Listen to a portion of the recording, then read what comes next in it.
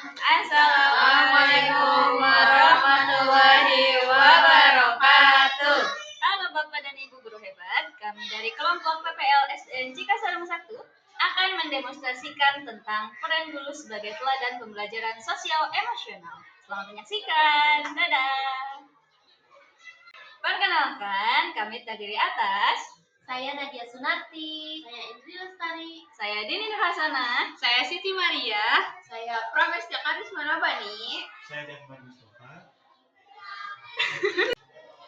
Adapun tujuan dari topik 2 ini yang pertama menjelaskan peran guru sebagai teladan yang memiliki kemampuan sosial emosional. Kemudian yang kedua mampu menentukan faktor yang mempengaruhi guru dalam menerapkan keterampilan sosial emosional. Ketiga, mampu menghubungkan keterampilan sosial emosional dengan profesionalisme sebagai guru. Dan yang keempat, mampu menganalisis keterampilan sosial emosional yang sudah dimiliki dan mengembangkannya. Untuk yang pertama, kita masuk ke mulai dari diri. Di sini ada LK 2.1 yang terdiri dari 6 soal. Soal nomor 1. Berdasarkan pengalaman Anda selama berada di lingkungan sekolah, apakah ada yang dapat Anda banggakan dari sekolah Anda? Hal yang saya banggakan selama berada di lingkungan sekolah adalah ketika sekolah yang selalu mendukung perkembangan pribadi dari setiap siswa. Kemudian, memberikan kesempatan yang sama bagi setiap siswa yang ingin mengembangkan kemampuannya dengan menyediakan ekstrakurikuler yang beragam di berbagai bidang. Selain itu, selama berada di lingkungan sekolah, saya mendapatkan perhatian dari guru yang membuat saya merasa diperhatikan dan berarti. Soal nomor 2. Seberapa puas diri Anda terhadap iklim atau kondisi di sekolah Anda sesuai dengan yang pernah Anda alami sebagai siswa atau pengajar? Jelaskan respon Anda puas karena apa dan tidak puas karena apa. Selama saya menjalani sekolah dari mulai SD, SMP, dan SMA, saya selalu merasa puas terhadap sekolah tempat saya menimba ilmu tersebut. Saya bahkan selalu dibuat takjub oleh perkembangan yang terus terjadi di sekolah saya tersebut, hingga membuat saya merasa bangga menjadi bagian yang pernah belajar di sana. Saya merasa puas karena sekolah-sekolah tempat saya dahulu menimba ilmu banyak mengalami perubahan yang baik dari segi bangunan maupun dalam hal prestasi pencapaiannya. Banyak hal baik yang telah terjadi. Pembiasaan-pembiasaan yang menumbuhkan nilai karakter siswa, prestasi yang diraih dalam bidang akademik dan non-akademik, perkembangan infrastrukturnya, dan juga ketangguhannya dalam mempertahankan nama baik institusinya. Itulah sebagian hal yang membuat saya puas dengan sekolah-sekolah tempat saya sekolah dahulu. Sejauh ini, saya tidak pernah merasa tidak puas terhadap sekolah-sekolah yang dahulu menjadi tempat saya menimba ilmu. Karena saya merasa sekolah-sekolah saya dahulu sudah melakukan segala cara yang terbaik untuk meningkatkan kualitas pendidikan dan juga kenyamanan di sekolah untuk menjadi yang terbaik.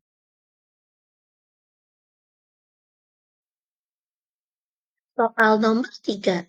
Apakah guru dan siswa memiliki performasi yang baik? Apakah mereka antusias, berprestasi?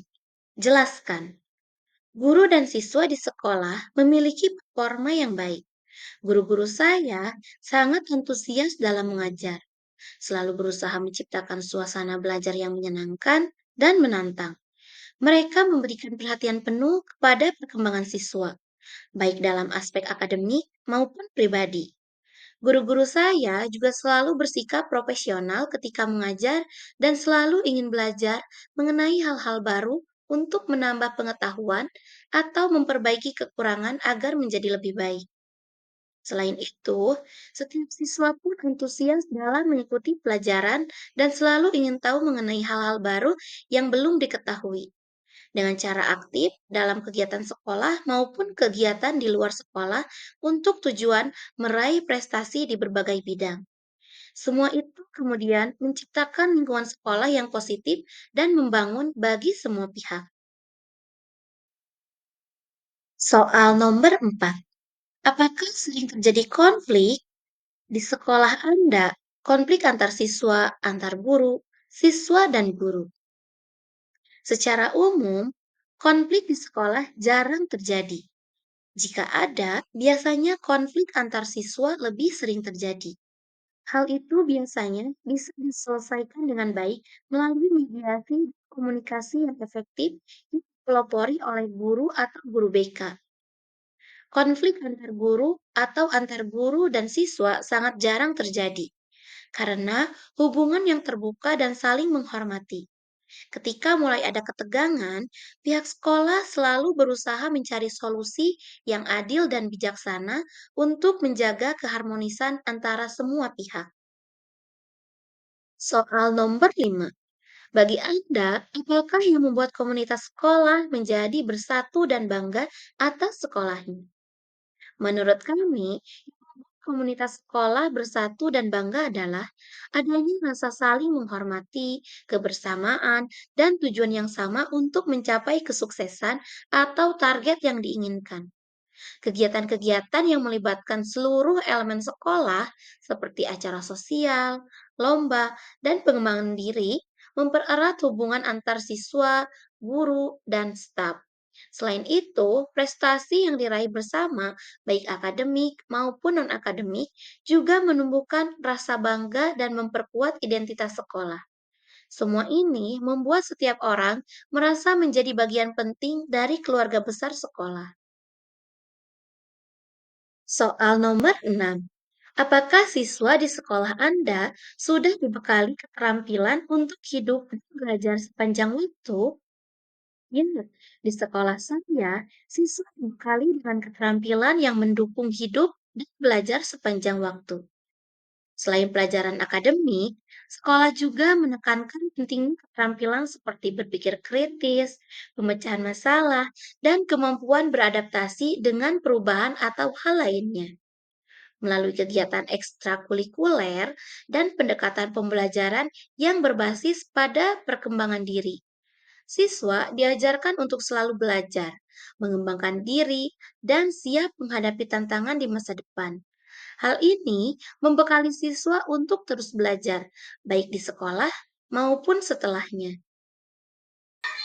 Dalam eksplorasi konsep topik ini, ada 3 hal yang perlu diingat dulu sebagai pendidik dan agen perubahan. Pertama, kepedulian sebagai dasar pembelajaran. Kedua, emosi dapat mempengaruhi suasana belajar dan bagaimana pembelajaran dapat diterima oleh peserta didik.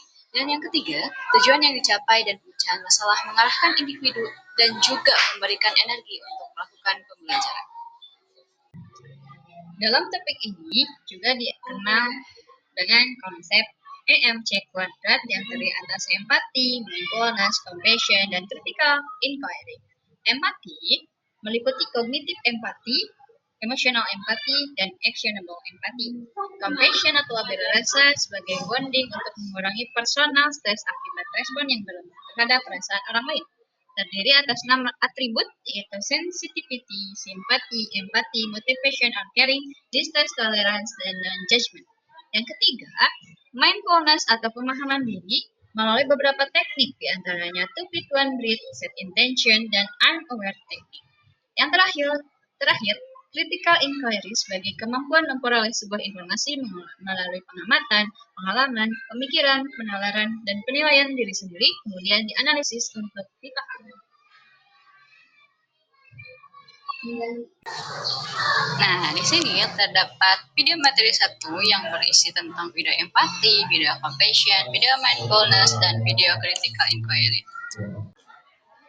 Selanjutnya masuk ke LK 2.2. Di sini terdapat 6 pertanyaan dan kesimpulan. Untuk selanjutnya akan dibahas di slide berikutnya.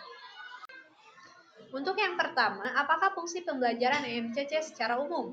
Fungsi pembelajaran EMCC atau Empathy, Compassion, Mindfulness, and Critical Inquiry secara umum ialah membangun situasi belajar yang positif.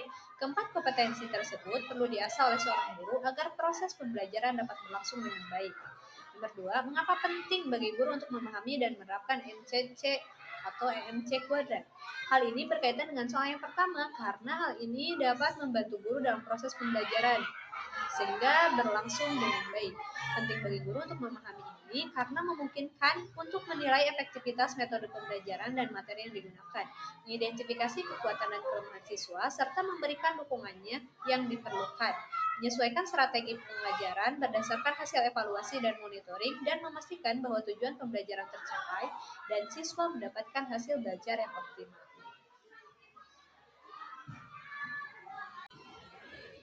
Yang ketiga, sebutkan 4 kompetensi EMCC atau EMC kuadrat. Yang pertama, empati, yaitu kemampuan berempati terhadap orang lain. Kemudian, compassion, yaitu kemampuan welas asih termasuk welas asih terhadap diri sendiri. Ketiga, mindfulness, yaitu kemampuan menyadari peran, profesi, dan keadaan sekitar padahal ada batas kemampuan dari setiap individunya. Yang ketiga, critical inquiry, kemampuan melakukan pengamatan, pemikiran, penalaran, dan penilaian diri sendiri. Yang keempat, tuliskan hal-hal yang telah Anda ketahui sebelumnya tentang 4 kompetensi MC kuadrat. Sebelumnya, saya belum mengetahui hal-hal yang berkaitan dengan MC kuadrat, namun setelah melihat kembali hal yang dibahas pada topik ini secara garis besar, saya telah mengetahui bahwa empati adalah kemampuan untuk merasakan apa yang dirasakan orang lain, atau bahwa mindfulness berkaitan dengan kesadaran akan pikiran dan perasaan sendiri. Pemahaman ini masih bersifat umum dan belum mengarah pada pemahaman yang mendalam berkaitan dengan kompetensi-kompetensi ini yang ternyata dapat diterapkan dalam konteks pendidikan.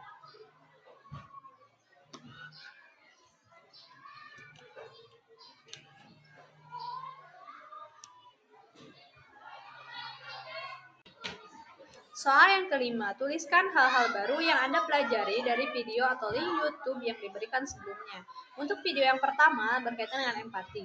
Video ini memberikan contoh bagaimana seorang guru atau pendidikan dapat berempati di kelas sehingga memetakan kompetensi sosial peserta didik itu sendiri.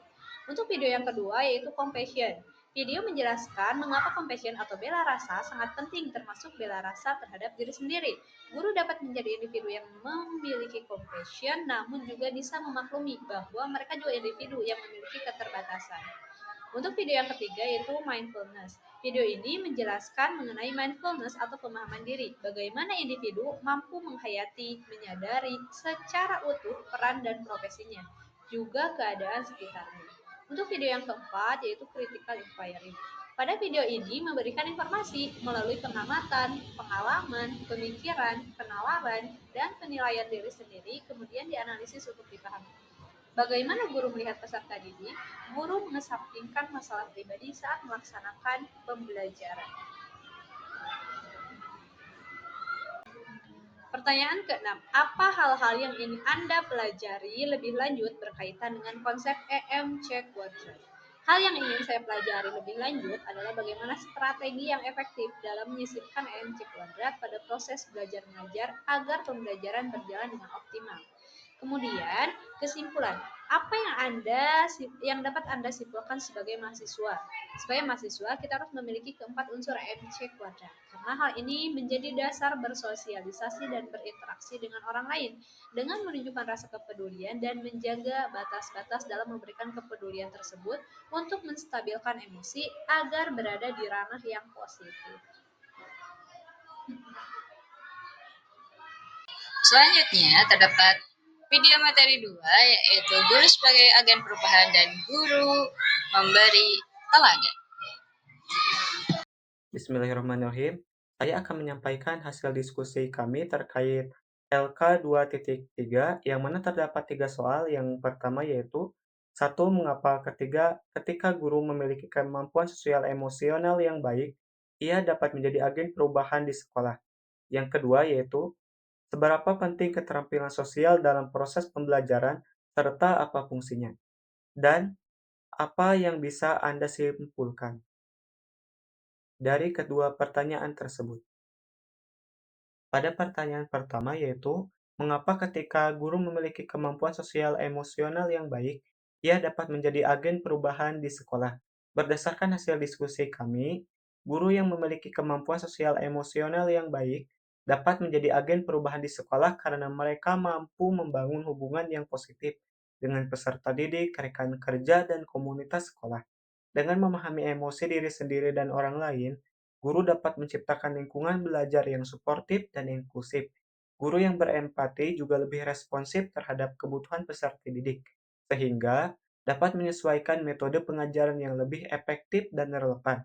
Selain itu, guru yang memiliki kecerdasan emosional yang baik lebih mampu menghadapi tantangan dalam sistem pendidikan dan mencari solusi yang inovatif, seperti yang digunakan dalam teks bahwa guru harus berani melakukan perubahan, mendengarkan masukan peserta didik, dan menyesuaikan kurikulum sesuai kebutuhan mereka. Kemudian pertanyaan kedua yaitu, seberapa penting keterampilan sosial dalam proses pembelajaran dan apa fungsinya? Menurut kelompok kami, keterampilan sosial sangat penting dalam proses pembelajaran karena memungkinkan interaksi yang efektif antara guru dan peserta didik, serta di antara sesama peserta didik. Keterampilan ini membantu dalam membangun komunikasi yang baik, menciptakan suasana belajar yang kolaboratif, dan mendorong pemecahan masalah bersama. Keterampilan seperti argumentasi, berpikir kritis, serta kemampuan beradaptasi lebih penting daripada sekadar menghafal konten. Dengan keterampilan sosial, peserta didik juga dapat lebih terbuka dalam menyampaikan pendapat dan bekerja sama dalam pembelajaran berbasis proyek atau diskusi, yang dapat meningkatkan pemahaman mereka secara mendalam. Kemudian, apa yang dapat kami simpulkan dari kedua pertanyaan tersebut, yaitu dapat disimpulkan bahwa pendidikan yang efektif tidak hanya berfokus pada konten, tetapi juga pada pengembangan keterampilan sosial dan emosional, baik bagi guru maupun peserta didik. Guru memiliki peran penting dalam menciptakan perubahan dengan berani menyesuaikan pembelajaran, memberikan ruang bagi peserta didik untuk mengeksplorasi minat mereka, serta membangun komunikasi yang terbuka. Selain itu, kolaborasi dan berbagi praktik terbaik antara guru dapat mempercepat perbaikan sistem pendidikan yang lebih relevan dan bermakna bagi peserta didik. Selanjutnya adalah ruang kolaborasi.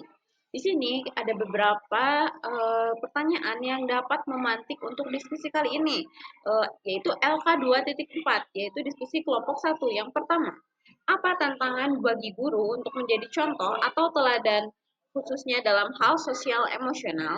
Yang kedua, kasus yang ada berkaitan dengan hal di atas berdasarkan pengalaman Anda mengamati proses belajar mengajar yang pernah Anda ikuti.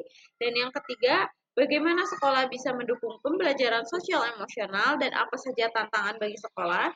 Dan yang keempat, apa karakteristik siswa bisa mempengaruhi penerapan pembelajaran sosial emosional, bagaimana menghadapi kendala tersebut. Untuk pembahasan yang pertama, yaitu apa tantangan bagi guru untuk menjadi contoh atau teladan khususnya dalam hal sosial emosional, bisa dijelaskan di slide selanjutnya.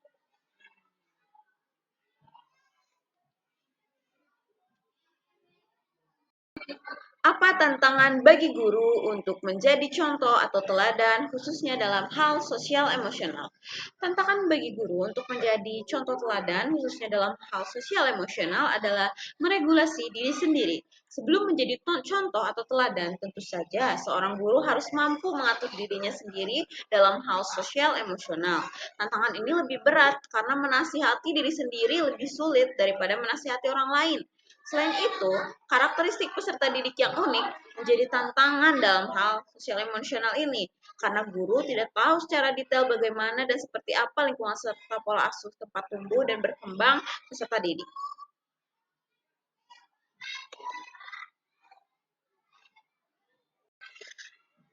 Pertanyaan kedua, kasus yang ada berkaitan dengan hal di atas atau sebelumnya berdasarkan pada pengalaman Anda mengamati proses belajar mengajar yang pernah Anda ikuti. Jawabannya, berdasarkan pengalaman yang diamati selama proses pembelajaran mengajar, tantangan yang guru hadapi, khususnya saya sendiri, adalah kondisi peserta didiknya. Karena terkadang ada beberapa yang kurang kondusif. Baik, saya lanjutkan pertanyaan nomor 3. Bagaimana sekolah bisa mendukung pembelajaran sosial emosional? Apa saja tantangan bagi sekolah? Sekolah dapat mendukung pembelajaran sosial emosional karena sekolah merupakan lembaga pendidikan formal yang berperan sebagai penanaman nilai-nilai agama, norma, dan budaya masyarakat. Oleh karena itu, sekolah sangat berperan dalam pembelajaran sosial emosional. Tantangan bagi sekolah dalam Penerapan pembelajaran sosial emosional diantaranya adalah kondisi peserta didik, guru, orang tua, dan lingkungan sekolah. Pertanyaan nomor 4. Apakah karakteristik siswa bisa mempengaruhi penerapan pembelajaran sosial emosional? Jelaskan bagaimana menghadapi kendala tersebut. Ya, karakteristik peserta didik dapat mempengaruhi penerapan pembelajaran sosial emosional. Hal tersebut terjadi karena perilaku peserta didik yang ditampilkan saat ini merupakan akumulasi dari pola asuh dan lingkungan tempat mereka tumbuh. Oleh karena itu, pembelajaran sosial emosional perlu menyesuaikan dengan keadaan dan karakteristik peserta didik yang unik. Apabila tidak diterapkan dengan memperhatikan keragaman karakteristik peserta didik, hal tersebut dapat menjadi tantangan, bahkan kendala. Untuk menghadapi kendala tersebut, sekolah beserta para guru dapat mempelajari lebih dalam cara penerapan pembelajaran sosial emosional yang disesuaikan dengan karakteristik peserta didiknya. Selain itu, hubungan yang sehat antara sekolah dan orang tua dapat menjadi cara untuk menghadapi kendala tersebut. LK 2.5. Hal penting yang muncul di pikiran kami saat menonton film Laskar Pelangi adalah para bibit-bibit dan generasi unggul bangsa yang menempatkan pendidikan di posisi tertinggi dari hal apapun. Walaupun mereka serba terbatas fasilitasnya, sekolah yang jauh, guru yang sedikit, namun tidak menghalangi semangat mereka untuk belajar. Keterbatasan yang mereka miliki tidak dibiarkan untuk mengurung mimpi-mimpi mereka dan kemampuan mereka. Yang kedua, guru dalam film tersebut mendidik dengan hati, tanpa pamrih, dan berusaha untuk selalu ada untuk para peserta didiknya. Guru yang peka terhadap segala kelebihan para peserta didiknya, guru yang berperan sebagai fasilitator berusaha menyediakan fasilitas dan jalur untuk peserta didiknya berhasil di bidangnya masing-masing. Guru yang pandai memanfaatkan lingkungan sekitar sebagai lingkungan belajar, serta guru yang tidak menyerah walaupun keadaan mereka jauh dari sebut. Sekarang, kita akan melakukan demonstrasi mengenai teknik mindfulness yaitu 2 feet 1 breath. Teknik ini, caranya kita mengambil napas dalam sembari berdiri atau duduk dalam satu posisi. Langkah-langkahnya, yang pertama, pastikan Anda mengambil posisi yang nyaman, bisa berdiri, bisa duduk bersila, atau duduk di kursi. Yang kedua, pejamkan mata Anda dan rileks. 3, pikirkan hal yang positif. Keempat, tarik napas dalam selama 10 detik. Tahan selama 5 detik. Dan hembuskan perlahan. Melalui teknik ini, diharapkan kita dapat memahami diri sendiri dan positif menjalani hidup. Sekian dan terima kasih. Wassalamualaikum warahmatullahi wabarakatuh. Bye-bye.